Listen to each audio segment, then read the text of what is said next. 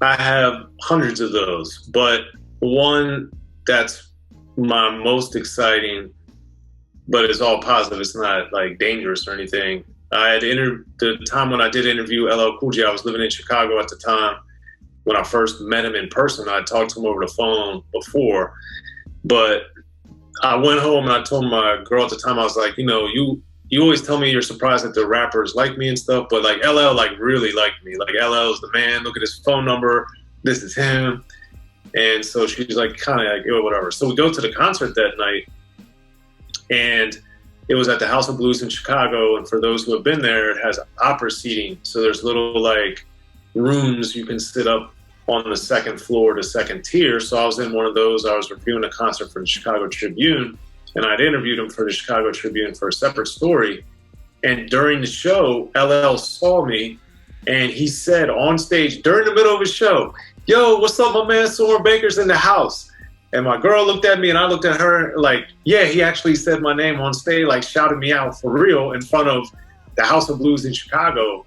And that was just like, that's LL Cool J, man. I think he's the best rapper. And he just like shouted me out. And again, I have hundreds of those type of stories. Chino XL was the first one to thank me on an album. And Stat Quo and Razcast and Akil have, from Jurassic 5, have either mentioned me in a song, or Akil had put part of one of my interviews, or one of my, when I was getting interviewed, he put that on his album. And it's like, man, I'm on rap albums and rap songs. And like, that to me is amazing as somebody that loves all this stuff to get shouted out. And I've been thanked on like 30 or 40 albums. And people like LL Cool J and Exhibit and Game, all these guys, like, it's just amazing that the guys that I look up to and admire, like me and respect me, and I'm friends with a lot of them. And that's just why I'm always so excited, because I'm living my dream, man. Like, it's amazing.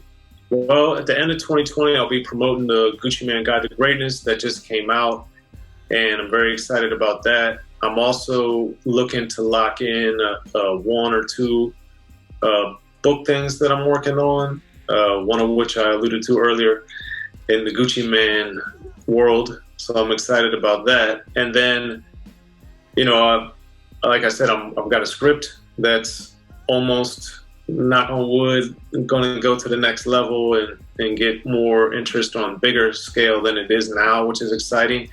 And then my YouTube channel, Unique Access Entertainment, I'm trying to grow that to be, like you guys, a bigger site and be as big as possible. And I want that to be the #1 destination for rap interviews, and hopefully just interviews in period one day. But I really want that to grow and get to the #1 spot in the world, period. So that's on Unique Access Entertainment front. And then I'm just working on my television and film stuff a lot as well. So it's really Unique Access Entertainment is really my books, The Gucci Mane Guide to Greatness, The History of Gangster Rap, and then my film and TV documentary type of things are what I'm working on expanding and getting into more and more. Yeah, man, and another thing, keeping it close to home with 24/7 HH, man, it was like E40 did a check-in when you guys interviewed him and was talking about us working on E40's book. So it's just so amazing that someone like E40, who I didn't meet till several years into his career, but now is bringing me up in interviews for 24/7 HH. It's just crazy that I've gotten to the point, and thankfully to the level of, people like E40 are not only working with me, but like mentioning me in interviews as somebody that they are working with to do stuff. And I'm excited when E40 and I do get moving on to his book, because that's an amazing story, and I know a lot of it, but I don't know all of it, and what I do know is phenomenal.